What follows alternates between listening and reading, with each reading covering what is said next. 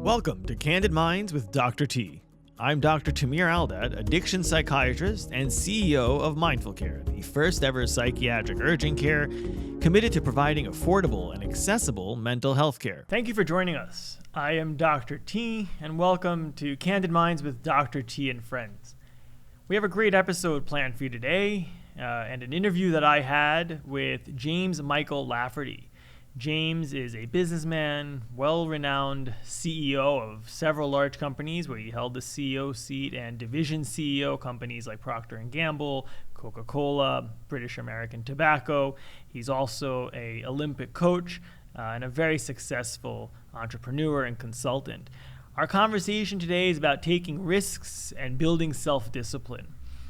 My feelings about the interview are a little mixed, to be honest. He talks about accepting failure, navigating resilience. Although I agree with a lot of the things he says, it certainly hit a chord with me personally, as it's much easier said than done. But I do attribute most of my success to rising up from failures, learning from them, and coming back stronger. So I'm excited to share this with you. We'll take a look and then get started with our chat and our friends that are here with us today. All right, so today we have James Michael Lafferty with us. He is a current Olympic athletics coach, a psychologist, the CEO of Fine Hygiene, and the former division CEO of Procter & Gamble, Coca-Cola, and British American Tobacco. Certainly a lot of experience with ambition and drive and motivation, having such a background, and we're excited to have him on the show. James, welcome, and thank you for joining us. Oh, thank you for having me. It's a pleasure. Absolutely. So share with our listeners a little bit about your background. I'm a big believer in serendipity, and which means you really don't know what's going to happen. You have to roll with the punches. And I started as a fitness instructor in the very beginning of the corporate fitness boom in 1984 in Cincinnati for Procter & Gamble. And I believe that you should always do every job well. And I was a good fitness instructor. And so suddenly a marketing guy recruited me into marketing. And so I said, why not? I can learn and grow. And so I went from making $5 an hour as a fitness instructor. And I started in marketing at P&G. And I eventually, over 25 years, held 4 different CEO roles in Procter & Gamble, then went to Coke, then BAT, and my current role. I've kept my foot in the world of fitness and coaching as a former coach in the U.S. of junior national athletes. I now coach the Philippine Olympic team, and EJ Obiena, who's the number 2 pole vaulter in the world. I work with him, and I'll be with him in Paris. So lessons from the tale is basically desire is everything. I didn't have an MBA, and I didn't have all the business school, but I ended up making it to the top. Secondly is investing in your education, taking risks. I studied psychology as my basic academic background, but I learned business and went to places that would teach me. And, the third is desire is the most important thing of all. And that's why this whole subject that you're talking on, ambition, or we can call it desire, is so important in the world today and important for people's success. Absolutely. And one thing we discussed is sometimes when individuals experience signs of depression, anxiety, or any mental health issue, that there's a component of feeling defeated and feeling helpless and hopeless. And then that's something that on the clinical side, we have to help individuals navigate. They themselves are trying to navigate. As somebody who's, I'm sure, experienced failure along the way, but has held a lot of high-profile roles. How have you navigated that sense of feeling defeated or overwhelmed to make sure you push through and not give up?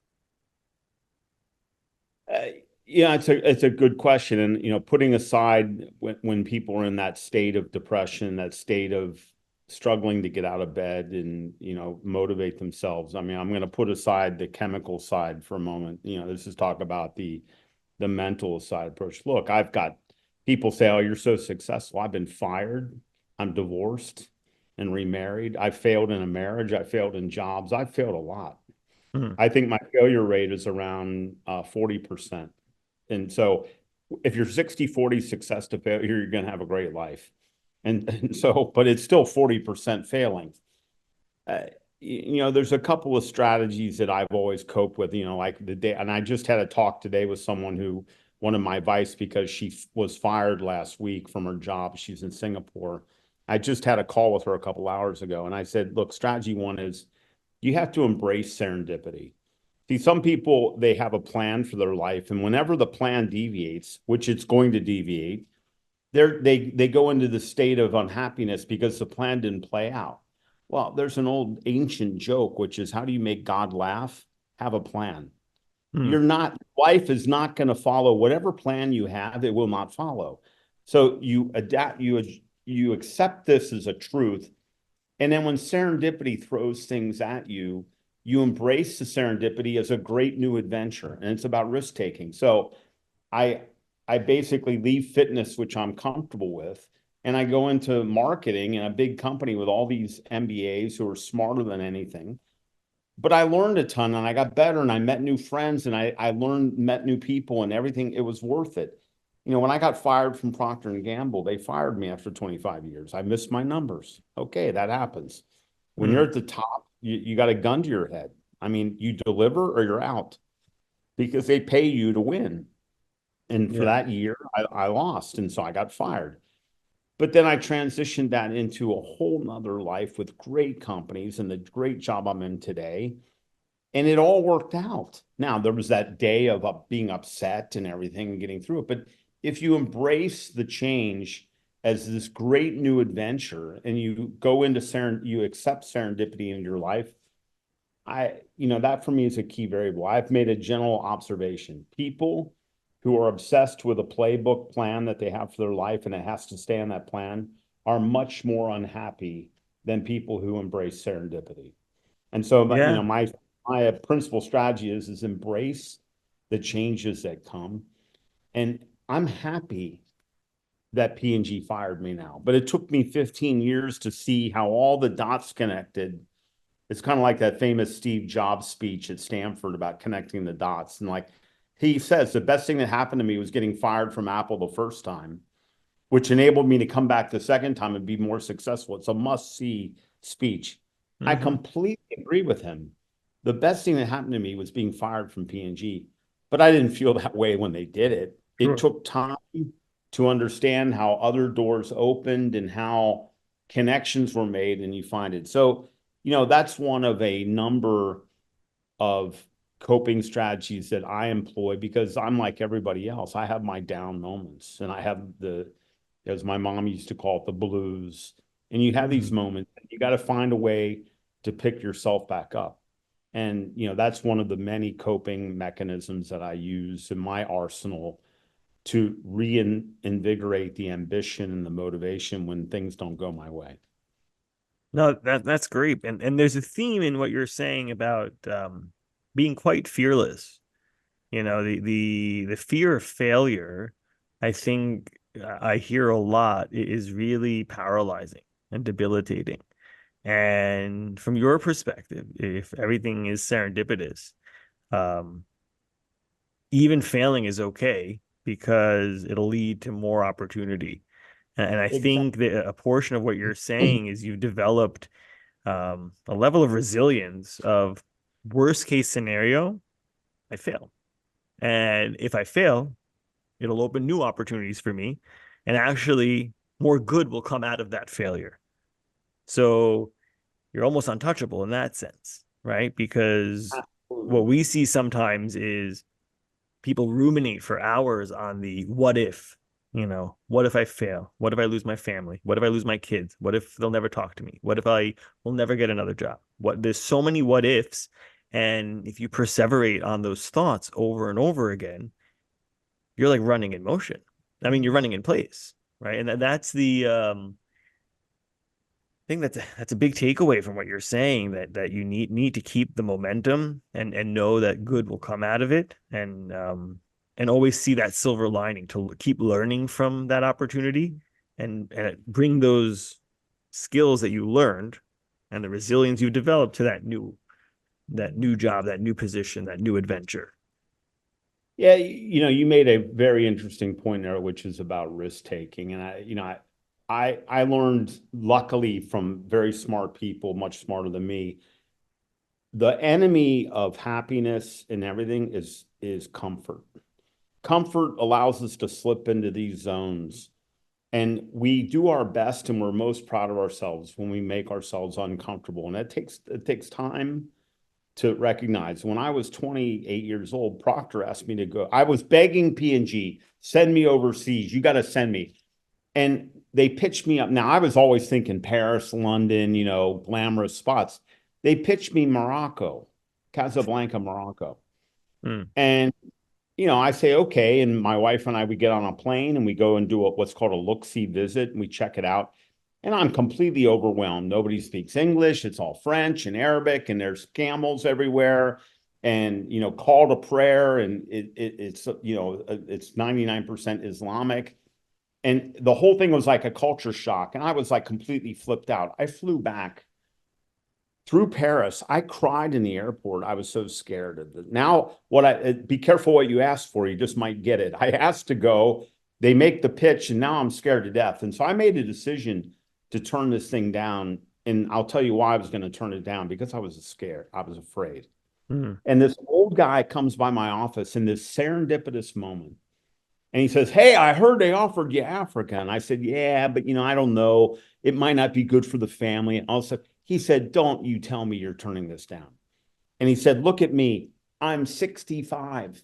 He goes, you know what keeps me up at night? What all my regrets are the risks I didn't take.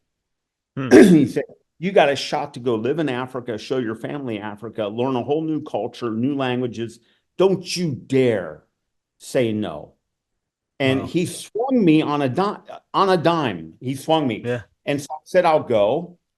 And when we got on the plane and I had to sign all the papers with P&G, it said 2 to 3 year assignment. I said, think 2, not 3.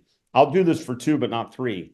That was in 1990. I've never lived in the US in 34 years because Wow. I learned a whole new thing. And the greatest learning I Mm. got was, you got to get out of your comfort zone, because when you conquer the comfort zone, when I started to sit in meetings in Casablanca in French and convince people in French to follow my plans and ideas, you go home, your ambition is through the roof. You say, man, I can do this. I can learn a language. I can learn a culture, and I can win. But you never get that staying in Cincinnati, in my hometown, where I know everybody on the street and all my sisters and brothers and everybody's there. This is a big part of this whole thing, which is we are at our best when we overcome challenges that lead us to feel successful. I've coached thousands of people to run marathons, the 42K, 26 mile. Mm-hmm. When they cross that line, they're a different person. Yeah. They did it.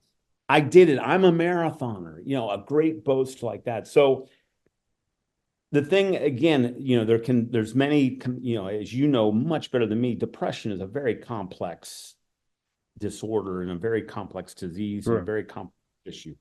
There's all kinds of things, but how people live plays a huge role in the mix of factors that influence how you feel. And I think when your ambition is down is exactly when you have to force yourself to take a risk on something.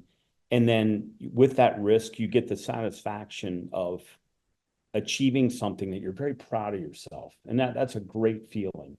We all know that feeling of being on a stage and getting a trophy or getting an award from the school, that moment of just total self-pride. This is what Yeah. people need. You have to seek that. It doesn't come automatically. No, for sure. I think that's the ultimate goal, to recreate that feeling of winning, even if it's small wins and incremental wins. In Absolutely. cognitive behavioral therapy, they talk about behavioral activation. It's the idea of going out, just do something, um, something you wouldn't do otherwise, right? Yeah. Because of how you feel, and those are all incremental wins that compound and get you that feeling of that high that you're talking about, which is huge. Do you feel some of this stuff translates to your coaching and when you work with Olympic athletes, this mentality?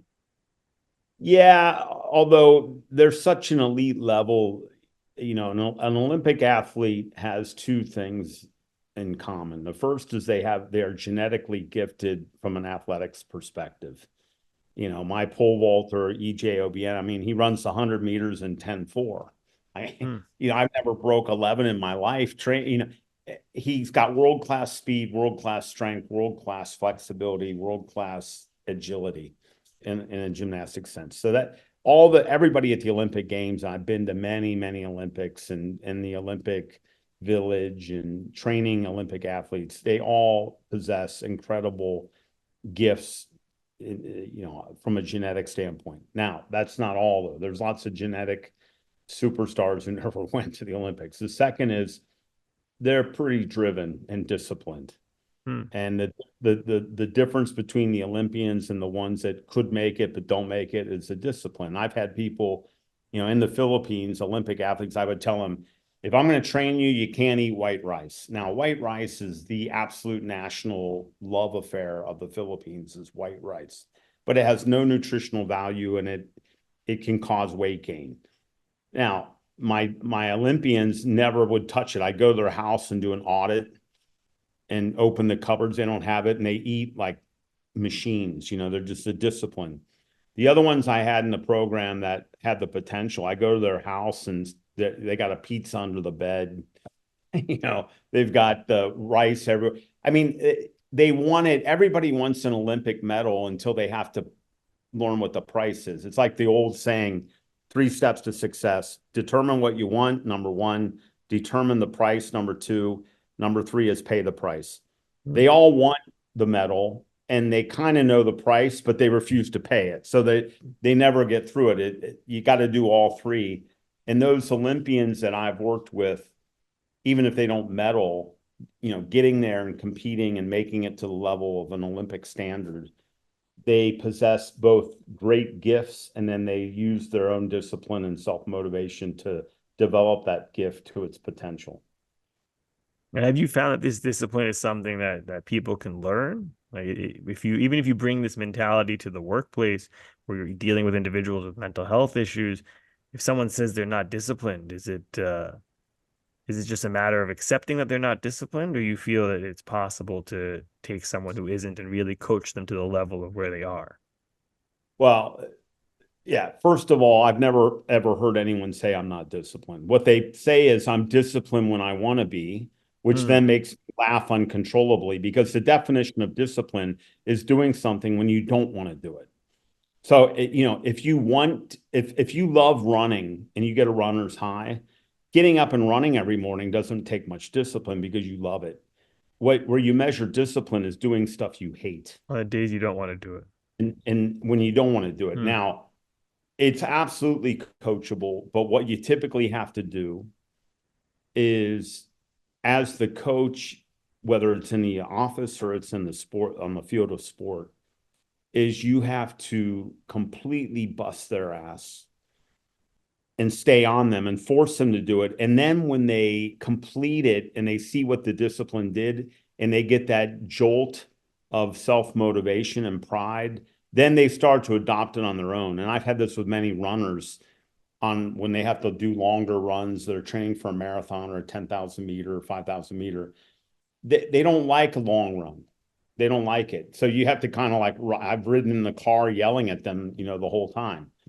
But then they complete it and they're very proud of themselves. And they say, okay. And then they get faster. And instead of coming in 5th place, they come in 3rd place. Then you've got them on this cycle of positivity and this virtuous cycle of self-reinforcement. And that's how it's learned. It's not learned by a lecture. I mean, I don't think you can teach discipline by just saying, look, you got to be disciplined.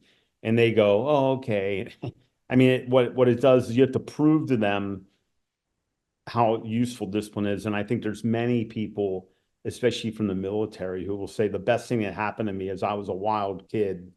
I joined the Marines and I learned a lot at basic training, and that changed my life. And then they shock their family. They're this disciplined machine of making their bed and getting up early and working out and eating right.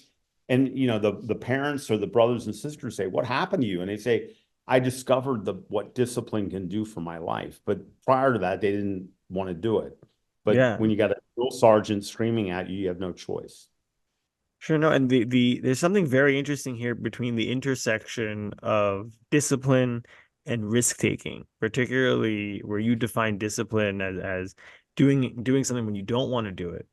And then people have a natural aversion towards taking risk, right? They're risk averse. And navigating that, being disciplined, doing it when you don't want to do it, taking the risk. If you're able to unlock that, I think that really is very powerful for an individual. And thinking about that could be really interesting if you're struggling with what is your next move and where could you really push yourself. You have nailed it, and it's a beautiful connection you made. You need discipline to take the risk because Yeah. the risks are scary, and you know it, and the comfort zone is stay home. You don't move to another country. Why would you do that? It's so difficult. But then the discipline is what says, but I need this. I'm in my comfort zone and I need to be shaken up and I need to stretch myself. And, a diamond is formed under pressure. I need to be put under pressure to make the diamond come out. And then you do it. Otherwise, you always default to the easy way out, which is, I don't want it. That nobody says they're afraid, but they're really afraid. What they do is make up a story like, oh, I want to stay near my parents, or I want to do this, I want to do that. It's really fear, but you have to have discipline to overcome that fear. Yeah, it's the path of least resistance. I mean, there's the saying, what kind of salmon swims downstream? Yeah. Dead. Yeah. So certainly a lot of powerful stuff here. James, I really appreciate you taking some time to chat with us. I know you're extremely busy. I enjoyed the conversation. You're welcome back on the show anytime. Wish you the best of luck with the Olympic training and certainly hope to hear back from you soon. All right. Thank you. And yeah, absolutely. I'll come anytime you need.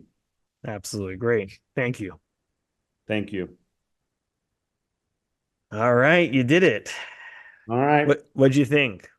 Yeah, it's good. It's a very meaty subject, I have to say. Yeah. So Yeah. I Yeah. mean, we didn't dance on the easy stuff. It's pretty intense. So I hope for people who listen and maybe are struggling a bit, it'll give them a bit of an uplift. Yeah. Yeah. Or at least be thought provoking, right? Get them thinking. That's the goal, that they hear this and their perspective maybe changes a little bit or it gives them things to ponder. So all really good stuff. I'm grateful for your time. I appreciate it. We'll let you know once this goes live. And of Yeah, course, send me the link in that, and I'll merchandise it heavily as well. And I appreciate that. thank you so much. Thanks for having me. Absolutely. Take care. Enjoy the rest of your day. Take care, my friend. Thanks. Bye-bye. Certainly an interesting conversation and a lot to talk about. I know I have a lot of thoughts, and we have with us Jackie Gilde and Nick Brax, our friends. I'm certain they have some opinions. Reflecting on everything we just heard from James, how well do you think this actually translates to reality? It's easy to give advice, but being resilient and knowing that failure makes you stronger in theory sounds good, and there's a lot that when you're hearing it you want to bring into your own life, incorporate it into your own life. But how realistic is that? I think he even discusses that it's not really realistic within the moment. So he talks about how he was let go of his job, but it took him 15 years for him to accept that failure. And so it's easy to say accept failure, but that's not the process naturally, right? Not every person that gets fired from their job is like, this is the process and this is what has to happen. It's something that doesn't feel good. It's something that you don't set out to happen. And so should you say accept your failures? Yes, eventually you have to, or you're going to stay stuck and stagnant in it. But the fact of the matter is it's not necessarily acceptance in the moment. I think it takes some time for that to transpire. Sure, and that time actually, hearing the interview again, really is similar to the 5 stages of grief. Yes. Right. Right. Yes. I think it's easy to say that eventually you should accept when you're grieving. It is a process, right? And there is a point where you're in denial, and then you're angry, and then you're bargaining, right? And you're going through the process until you ultimately do accept it. So it's once somebody knows that, I think it's easier to navigate because there is a shock value to failing that is very natural and should be embraced. And then knowing that it'll be a journey until you accept it, probably is easier to think through and navigate next time someone fails. You've had your share of obstacles, Nick, right? How have you navigated that? I have, and yeah, this topic really resonated with me. I really, really believe that you learn more from failure than just getting what you want all the time. As you were saying, you're not going to know that in the moment, but if we can try understand that, sometimes we might not feel like we're learning anything because it's so upsetting. But if we can just know that we'll learn from these experiences, it can really help you. And for me, I wanted to be a professional athlete till I was about 17, 18 years old. I'd grown up with a famous father. He was the equivalent of like governor of New York in Australia, so everyone knew who we were, and I was trying to find my own identity through sport, competing at a high level, but running myself into the ground, training 6-7 hours a day, got injured, had to stop, and then I went off the rails because I felt like a failure. That was the only way I felt like I had an identity. And then I discovered alcohol, was getting in a lot of trouble, and then I wound up on different TV shows and then was trying to validate myself through the attention I was getting. And it wasn't until I hit a point where I had to make a change because I was so unhappy. I just felt like I didn't know who I was. And I had to have all of these negative things happen to me, but it was the best thing that could have happened to me, falling flat on my face, because I sort of grew up in a fairly sheltered environment. I didn't talk about the problems I was having. I didn't have that support around me. And I wish I did. And I wish I had more of that hard love, because once I learnt that, it completely changed the person that I am. What was that rock bottom for you? It was, the worst of it was having a car crash, drunk driving incident with my best friend. I'd grown up in the backseat of the car. Both had come home after a night out, then gone for a drive. And basically the two of us shouldn't have survived. The car was wrapped around a tree, became the biggest news story in Australia for 2 weeks. It was on the front cover of every newspaper, on every news station. We had media camped out the front of the house, and pretty confronting thing to deal with. And there were a whole range of incidents like that happening, but it just got to a point where I couldn't see a future anymore. I didn't know how to move forward, and that was when I finally just started asking for help. Spoke to my mum, saw a therapist, and found out that I was depressed, but then was told pretty early on, here are examples of other people who've gone through similar things and some of the things that you can do. And that just started that path of making that change. But it was really it was critical that I had the support to be able to do that, but then, needed to learn from having those lessons. Makes sense. When James talks about the importance of being resilient, and if you fail, like we said, there's this acceptance, and it makes you stronger, and you overcome, and then you're triumphant, and then you really become a better person for it, and ultimately more successful.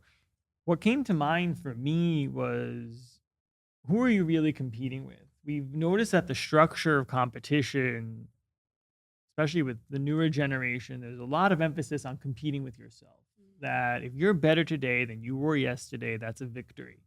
And my fear is that we might be setting people up for failure when there are instances where that's incredibly appropriate, but there are instances where that's a little bit disconnected from reality. And it would serve people well to also know what's going on around them. And competition could be beneficial and serve a purpose. So juxtaposing that with some of the stuff he said, well, what are your thoughts on competition? And you have your background in sports and athletics and competing there. How do you feel if someone's navigating failure? Where does that land with assessing competition? I think it's important. We need competition, and I think it comes down to like everything in life, the extremes. Because if we are too fixated on the competition and are putting too much pressure on ourselves, it can be often debilitating, and we do nothing. And you see that with people in the modern world, where you open up your phone. If you've got any form of ambition, you can look at people from all over the world doing things that are probably more advanced than where you're at, and you're seeing the highlight reel, and you think, why even bother? So I think in a healthy way we need it, because we won't have that drive to move forward, and that reality check of, okay, I'm better than I was yesterday, but is this improving my life? Am I actually getting where I need to be? And if I'm not, okay, I need to know what to do. And I know in my own life that was critical, because I was going around in circles for a long time, and having that reality check of, okay, if you just keep making these same decisions. And a big thing that happened to me after being on these TV shows, I was a young kid trying to start businesses, and I had a lot of yes people around me, where they were all wanting to take me under their wing and help me, and I was desperately feeling like I needed that help. So I was taking that on, but it meant that I wasn't doing things the right way, and didn't learn how to do it. So once I did learn that lesson of, no, that doing this is not going to get you a result. If you want to get a result, you've got to roll your sleeves up. You're going to have to take these different steps, and it's not going to be easy, but it's going to get you where you want to go. So that just changed everything. So I think it's so important, and we need to, talk more about that. It's definitely a fine line, but it's important. So what if you're paralyzed, right? You're listening to this. It all sounds great. You feel like you recently failed. You're trying to dust yourself off. You want to come back stronger, but for some reason you're unable to. I would say to reach out to the people that you like what you see. And so sometimes we can get so stuck in our own self that we don't realize that we have people around us that can serve as that example. And not that you need to create what they created, but I think I've learned in my life that whenever I see somebody that I'm envious of, or that I wish I had what they have, I ask them how. I fill my room with people that are going to show me the way. And I don't have to do it their exact way, right? But if you don't know where to go, or who to turn to, or how to get to where you want to be, one of the best examples are the people who are there, are the people who have gotten there. Have those conversations, whether that's in your professional life or in your personal life, right? You talk about addiction. There's AA, where the point of AA is you're following the people who have gotten there. They welcome you into this room, and they say, let me show you the way. You have a sponsor who supports you through those steps and help you find the way through your addiction. And so you don't need to be stuck. There's ways to get out of it. And if you don't know, then speak up. Speak to the people that can help you get out of it, whether that's a sponsor or a therapist or your family or an entrepreneur. Whatever that looks like for you could be different. Yeah, and kind of like the behavioral activation I talked about. Yes. At first, it might not feel natural. It might not feel organic. And you might really feel yourself pushing towards doing something, but that's incredibly therapeutic. Sure. Right? You don't want to go to the gym, but you go. Once feel you're good. there, you'll likely want to stay there, right? It's just getting there that's difficult, and bulldozing through that is really important. And hearing what you're both saying, it sounds like a real balance is important when it comes to competition, right? Mhm. I agree that failure is one of the best ways to learn. And it's also not very natural if you've never failed, and you've lived in an ecosystem where everything has always worked out for you for one reason or another. And the resilience comes from that failure. But what I think is important in terms of balance is, if you're only competing with yourself, you have a very poor grasp of reality. And that's not how the real world works, Right. right? So in the real world, if you want a job, you have to work hard for it. And your boss doesn't care to hear, well, I'm my best version of me today. They want to know what you've done to bring us over the finish line, and what are you contributing? And so one, if you've never failed, you're just not looking at failure. People are protecting you from it, or you're not able to see where you failed, which can be a scary place to be as well. Sure. And then secondly, It's not realistic to think that you could only compete with yourself. Do I think you should and be the best version of yourself? Absolutely. But that's just not the way the world functions. So there has to be a happy medium to it. Yeah, absolutely. I see this in kids' sports also. You have, it used to be where you don't get a participation trophy, you don't make the team, you get cut from the team. Those really shaped future athletes. Now, when I take my kids to sports, everyone makes the team. If they don't, there's a B team. Everyone gets a participation trophy. And sure, it's great if you're better today than you were yesterday. And I think that should be celebrated and recognized and acknowledged. But you also need to see relative to your peers, how are you performing? And I think that they both serve an important purpose in shaping an individual. Reflecting a little bit on your experiences and your success today, if you had to give yourself advice back then, knowing what you know, have you ever thought about what you would have done differently or what you would tell yourself? I have. I think I would just tell myself it is okay to fail. And I learnt that when the first experience I had of that was when I was coming through that depressive period and I went back to university and I had to do public speaking in this course and you had to do it in front of only like 5 or 10 people, but it was the most terrifying thing I could think of doing. And I tried to pull out of the course and my mind was telling me that, it wasn't good enough. I was going to do a horrible job, just didn't want to be there. But I had to do it and I'd be mumbling and, spitting out these words. And I did my version of what would have been beyond failure and how I performed in doing these talks. And I'd do it over and over again, failing over and over again. Nothing bad happened though. And so it reconditioned my mind. And then I realized, okay, nothing bad happened when you try and do something. And I was learning. And by the end of it, I was really comfortable. And then ironically had a career as a public speaker. So it was really about just being okay with failing, not competing with people, but not comparing to other people. Because if we look at whoever's the top of our field, I did this when I first got into acting, I was looking at these other actors and thinking, well, how do I get there? But that didn't help. So then I changed it to how do I look at every audition as just a stepping stone to learn, and every rejection I get gets me closer to where I want to get, and think of nothing else. So it's that building that self-discipline, I think, is just so critical. What are the things you can control? And for exercise, for me, it's the same thing. I can't control what's going to be happening in my life, how I'm going to feel. What I can control is every single day I'm going to do some form of exercise, and I'm going to make that a priority. So I think having those things you can control in the process as well is like so critical. Yeah, absolutely. How about you? What do you think? I think that to live a life that you think failure is not going to happen is just not realistic. It's how you manage failure. And I think, as I can only speak for myself, as I go through life, I learned that not every failure is the end of the world. And so I think when you're younger, it could be pretty catastrophic to feel like you failed at something. And so again, not that in the moment I'll be happy that I failed, but I know it's not the end of my world. I will find a way. I always have. I don't like to fail. It's not in my nature. I don't think it's in many people's nature.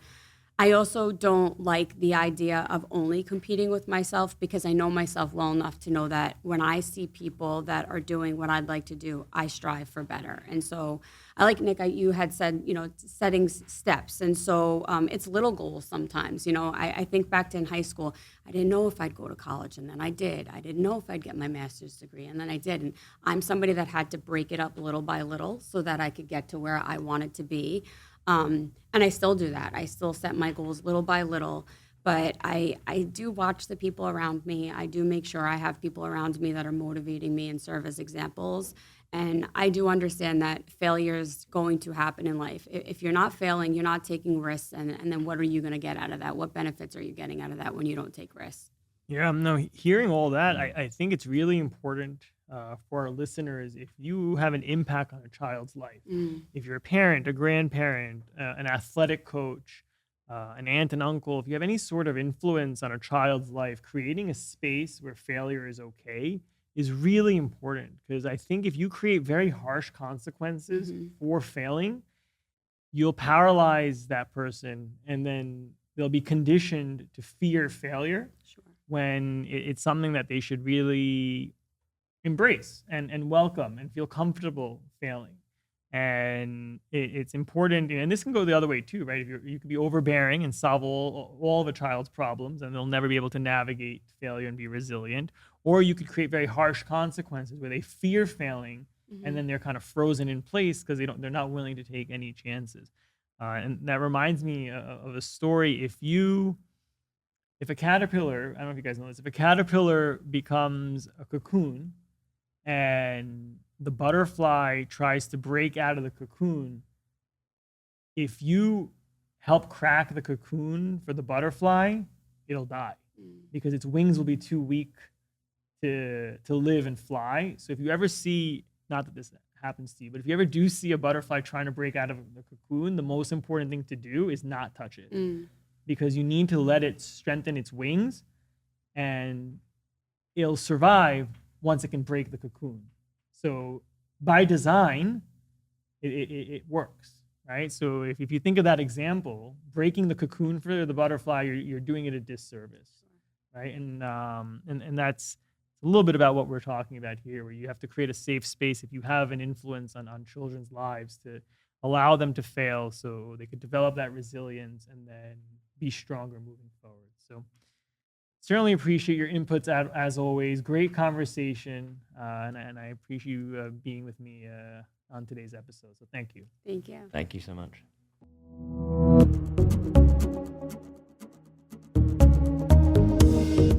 Thank you for listening. Please follow us or subscribe wherever you get your podcasts. Please follow us at Mindful Care and at TikTok Psychiatrist for more. And don't forget to rate and review.